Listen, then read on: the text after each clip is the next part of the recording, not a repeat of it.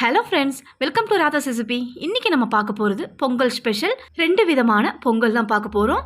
Caramel Pongal, கல்கண்டு பொங்கல். இது ரெண்டுமே எப்படி செய்கிறதுன்னு பார்க்கலாம். சக்கரை பொங்கல் டேஸ்ட்டோட ஈக்குவலுக்கு இந்த 2 பொங்கலோட டேஸ்ட் அப்படியே இருக்கும். வாங்க இப்போ எப்படி செய்கிறதுன்னு பார்க்கலாம். நம்ம வீடியோக்குள்ள போகிறதுக்கு முன்னாடி சேனலில் ஃபஸ்ட் டைம் பார்க்குறீங்கன்னா சப்ஸ்கிரைப் பண்ணிக்கோங்க. பவுல் ஒன்று எடுத்துக்கோங்க. 1 டம்ளர் அளவுக்கு பச்சரிசி எடுத்திருக்கேன். எந்த டம்ளரில் நீங்கள் பச்சரிசி எடுக்கிறீங்களோ அதே டம்ளரில் பருப்பு அளவு எடுத்துக்கணும். 1/2 டம்ளர் பாசிப்பருப்பு எடுத்திருக்கேன்.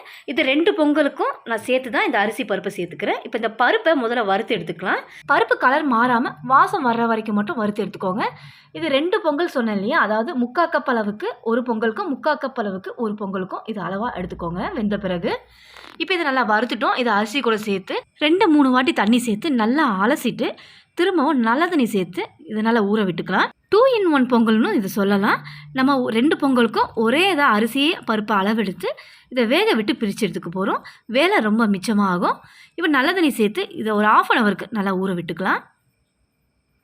1/2 ஹவர் நல்லா ஊறி வந்திருக்கு அரிசி.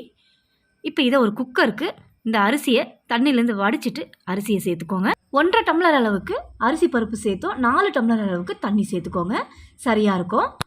இப்போ இதுக்கு வந்து உப்பு சேர்க்க போகிறோம். அதாவது சரி உப்பாக சேர்க்காம அரை உப்பாக சேர்த்துக்கோங்க. அந்த இனிப்பு நல்லா தூக்கி கொடுக்கும். இது கூடவே 1/2 ஸ்பூன் நெய் சேர்த்து நல்லா கலந்து விட்டு 4 அப்படி இல்லைன்னா 5, அதாவது புது அரிசியாக இருந்தால் 4 விசில் விட்டுக்கோங்க, பழைய அரிசியாக இருந்தால் 5 விசில் விட்டுக்கோங்க. இப்போ நான் ஒரு 5 விசில் விட்டு எடுத்திருக்கேன் பழைய அரிசிங்கிறதுனால. பாருங்கள், சாதமும் அந்த பருப்பும் எந்த அளவுக்கு குழைவாக வெந்து வந்திருக்குன்னு. ரொம்ப சொதப்பாக அரிசி பருப்பை வேக வைக்காமல் இந்த அளவுக்கு வேக வச்சுக்கோங்க. ஏன்னா நம்ம வந்து கேரமலில் செய்கிறோம், கற்கண்டில் செய்கிறனால இலக்குத்தன்மை கொடுக்கும். அப்போ உங்களுக்கு அந்த பொங்கலோட கன்சிஸ்டன்சி சரியாக வரும். இப்போ இந்த வெந்த பச்சரிசி சாதத்தை பாதியாக பிரித்து எடுத்துக்கோங்க.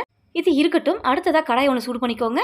1 ஸ்பூன் நெய் சேர்த்து நெய் நல்லா மெல்ட் ஆனதும் 20 முந்திரி பருப்பு சேர்த்து பொன்னிறமாக வறுத்துக்கலாம். மிதமான சூட்டில் வச்சு வறுத்துக்கோங்க.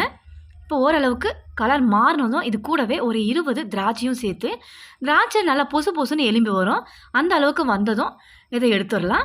முந்திரி திராட்சை வறுபட்டுருச்சு. இப்போ இது இருக்கட்டும். அடுத்ததாக கேரமல் பொங்கல் செய்ய ஆரம்பிச்சிடலாம். கடாய் ஒன்று வச்சுக்கோங்க. அரிசி எந்த டம்ளரில் எடுத்தீங்களோ அதே டம்ளரில் 1 டம்ளர் அளவுக்கு சர்க்கரை சேர்த்துக்கிறேன். அதாவது 3/4 டம்ளர் அளவுக்கு அரிசி பருப்புக்கு 1 டம்ளர் அளவுக்கு சர்க்கரை சேர்த்திங்கன்னா இனிப்பு சரியாக இருக்கும். இப்போ சர்க்கரை சேர்த்து ஒரு 2 நிமிஷம் ஹை ஃப்ளேமில் அப்படியே விட்டோன்னா மெல்ட் ஆகி அப்படியே கேரமலைஸ் ஆகும். 2 நிமிஷம் ஆனதும் இந்த மாதிரி வந்ததும் ஹை ஃப்ளேமில் இருக்கிற ஃப்ளேமை ஸ்லோ ஃப்ளேம்லேயும் ஹை ஃப்ளேம்லேயும் மாற்றி வச்சு நல்லா அதை கலந்து விட்டுக்கிட்டே இருந்தீங்கன்னா சர்க்கரை அப்படியே மெல்ட் ஆகி ஒரு தேன் கலருக்கு மாறி வரும். அந்த அளவுக்கு வந்ததுன்னா கேரமலைஸ் ஆயிடுச்சுன்னு நீங்கள் தெரிஞ்சுக்கலாம். இந்த அளவுக்கு வரணும் கேரமல் ஆகி. இப்போ ரெடி ஆயிடுச்சு கேரமல். இப்போ இதில் எந்த டம்ளரில் நீங்கள் அரிசி எடுத்தீங்களோ அதே டம்ளரில் காய்ச்சி ஆற வச்ச பால் எடுத்துருக்கேன். இதை சேர்த்து நல்லா கலந்து விடுங்க. பாலை சேர்த்ததும் அந்த கேரமல் கட்டி ஆகும், பயப்பட வேண்டாம். மிக்ஸ் பண்ணி விடுங்க. திரும்பவும் நல்லா கரைஞ்சிரும் அந்த கேரமல்.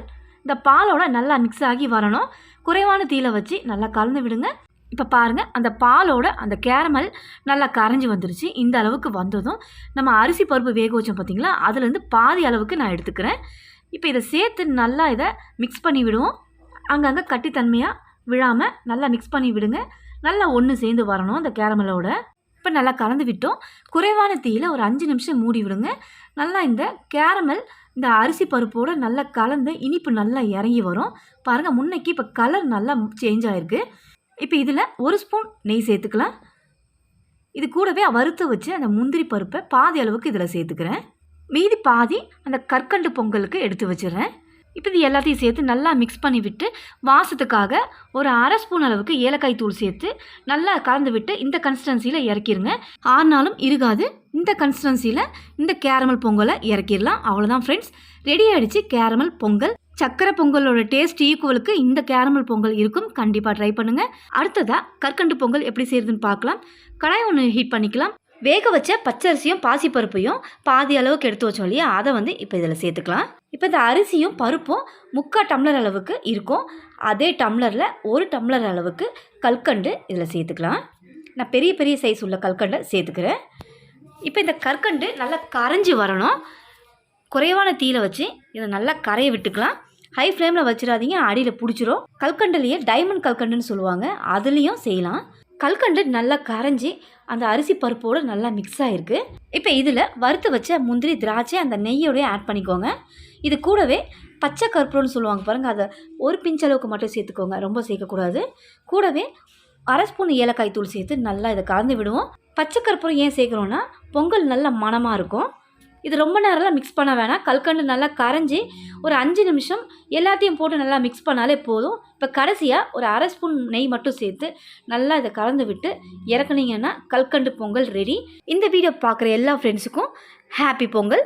கண்டிப்பாக இந்த பொங்கலுக்கு இந்த 2 விதமான பொங்கலை ட்ரை பண்ணி பாருங்கள்.